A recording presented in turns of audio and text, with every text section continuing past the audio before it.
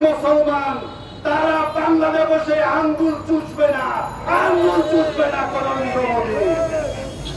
আমরা আজকের এই সভা থেকে বলতে চাই, আগামী 13 তারিখের মধ্যে যদি আমাদের অন্তর্বর্তীকালীন সরকার এই ভারতের হাই কমিশনারকে তলব করে এই ন্যাক্কারজনক ওয়াকফ বিলের তীব্র নিন্দা না জানায় এবং তা প্রত্যাহারের দাবি না জানায়, তাহলে আগামী সেই 13 তারিখ আমরা পররাষ্ট্র মন্ত্রণালয়ের অভিমুখে আমরা পদযাত্রা ঘোষণা করছি। বন্ধুরা, আগামী 13 তারিখের কর্মসূচির পরে আমরা ভারতীয় হাই কমিশন অভিমুখে আমরা পদযাত্রা করব।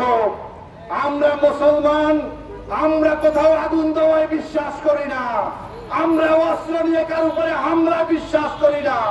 আপনারা দেখেছেন বিশ্বের বিভিন্ন জায়গাতে, বিশেষ করে সিরিয়াতে, বিশেষ করে এই আমাদের যে গাজাতে কিভাবে মুসলমানদেরকে হত্যা করা হচ্ছে।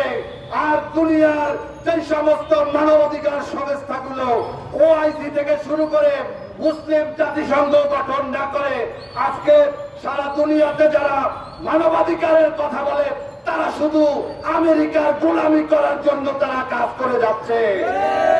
তাদের কাজ হচ্ছে আমেরিকার গোলামি করা, আমেরিকার স্বার্থ সিদ্ধি করা। বন্ধুরা, আজকে আমরা এই ভারতের এই সমস্ত মুসলিম বিরোধী, মুসলমান শূন্য করার বিরুদ্ধে যে সমস্ত প্রোপাগান্ডা চলেছে, এর বিরুদ্ধে আমি বাংলাদেশের রাজনৈতিক দল, বিশেষ করে আজকে বাংলাদেশ জাতীয়তাবাদী দল, তারা তাদের অবস্থান পরিষ্কার করেছে এবং এই বিলের তীব্র প্রতিবাদ করেছে।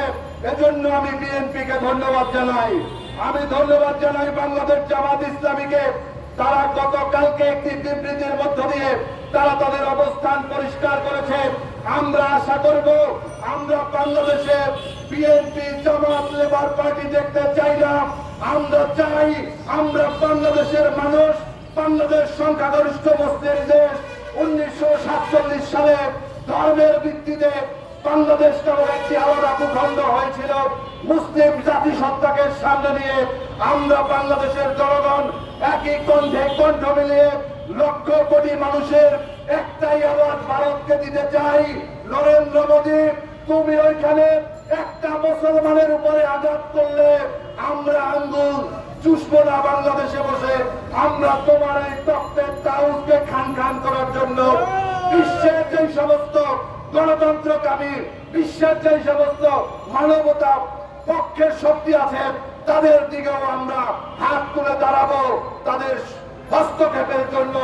আপনারা দেখেছেন ভারত আজকে বন্ধুহীন একটি রাষ্ট্র। ভারতের সাথে আজকে শ্রীলঙ্কার সম্পর্ক নেই, ভারতের সাথে নেপালের সম্পর্ক নেই, মালদ্বীপের সম্পর্ক নেই, পাকিস্তান